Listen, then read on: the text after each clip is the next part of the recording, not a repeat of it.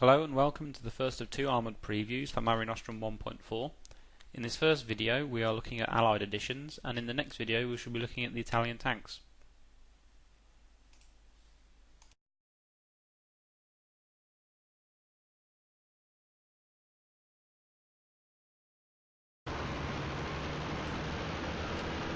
First up we have the Stuart I, or Honey tank, which was developed from a series of light tanks produced in the 1930s.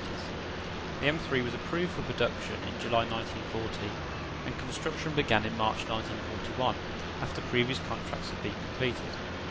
M3s were sent to Britain under Lend-Lease as soon as they became available, and were featuring in battles in the Western Desert by November 1941.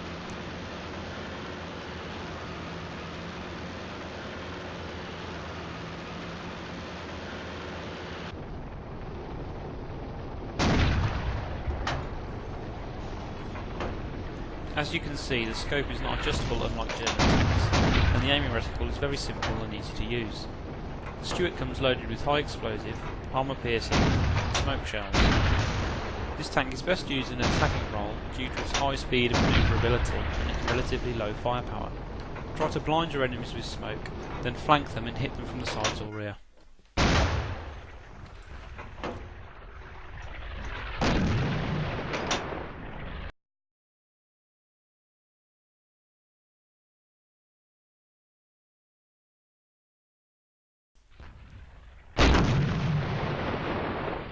The Bishop came as a result of early German successes in North Africa, of deploying various infantry support weapons mounted onto various tank chassis. This led the British to mount a 25-pounder onto an existing Valentine tank chassis, with the official designation of Ordnance QF 25-pounder on carrier Valentine 25-pounder Mark I, but was universally known as the Bishop.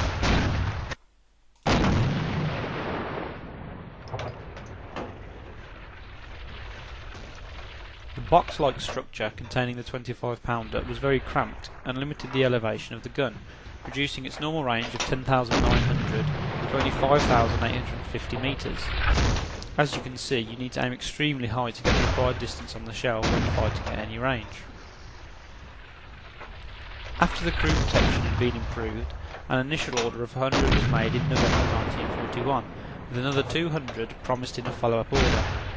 Just 4 months later, it became apparent that the US could produce a much better self-propelled gun, the M7 Howitzer motor carriage, or Priest.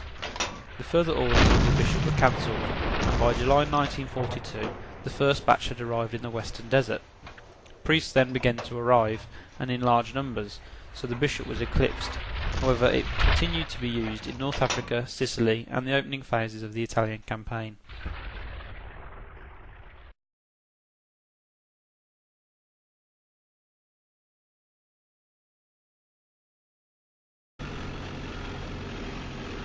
The Valentine IX has an upgraded 6-pounder gun.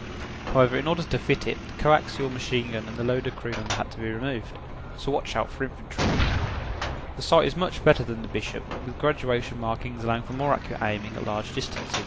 Without a doubt, this tank is probably the best all-round for the Allies, as it couples good firepower with good manoeuvrability. The Valentine is also fitted with a new feature that we have added in Mare Nostrum 1.4, and that is smoke launchers. Historically, certain tanks were fitted with smoke launchers, and so we have added the ability to fire these. To do so, press your attached bayonet key, which by default is F. Very handy if you need to create a quick smoke screen to mask either infantry or tank movements.